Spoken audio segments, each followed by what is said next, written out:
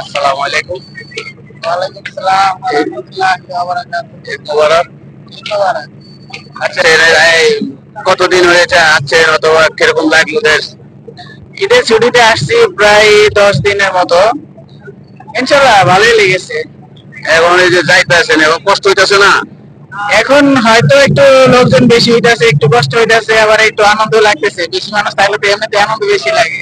মানে আল্লাহর মতে ভালো লাগতেছে, কিন্তু লঞ্চ কিন্তু দুইটা লঞ্চ অলরেডি আমাদের ঘাটের থেকে ছাড়ছে, কিন্তু দেখা গেল এই লঞ্চ গুলা প্রতিটা লঞ্চে ছাড়ে দেয় মানুষ।